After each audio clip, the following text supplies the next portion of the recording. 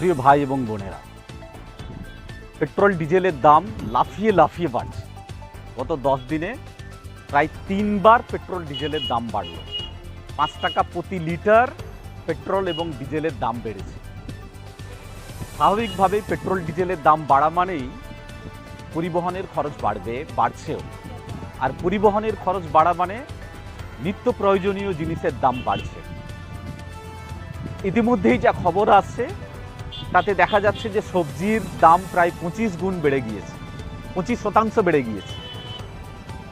চালের দাম 12% বেড়েছে, ময়দার দাম 12% বেড়েছে। তো এইভাবে প্রত্যেকটা নিত্য প্রয়োজনীয় জিনিসের দাম আকাশ ছোঁয়া হয়ে যাচ্ছে। সাধারণ খেটে খাওয়া মানুষদের নাগালের বাইরে চলে যাচ্ছে।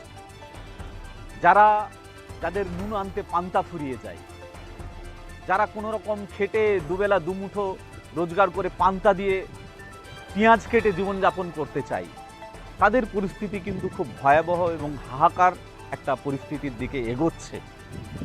একদিকে বেকারত্ব, অন্যদিকে কাজের মজুরি নাই, মজুরি বৃদ্ধি হচ্ছে না, চাষিরা তাদের ন্যায্য মূল্য পাচ্ছে না। আর অন্যদিকে এই নিত্য প্রয়োজনীয় জিনিসের দাম হু হু করে বাড়ছে। ফলে তার প্রভাব সরাসরি সংসারে পড়ছে, তার প্রভাব সরাসরি হাঁড়িতে গিয়ে পড়ছে। এই একটা কঠিন পরিস্থিতিতে ওয়েলফেয়ার পার্টি অফ ইন্ডিয়ার পক্ষ থেকে আমরা সরকারের কাছে করজোড়ে আমরা অনুরোধ করব যে এই পেট্রোল ডিজেলের যে মূল্য বৃদ্ধি হচ্ছে সেই মূল্য বৃদ্ধিকে প্রত্যাহার করা হোক। প্রয়োজনে ভ্যাট কমানো হোক, ভ্যাট কমিয়ে পেট্রোল ডিজেলের মূল্য বৃদ্ধি রোধ করা হোক।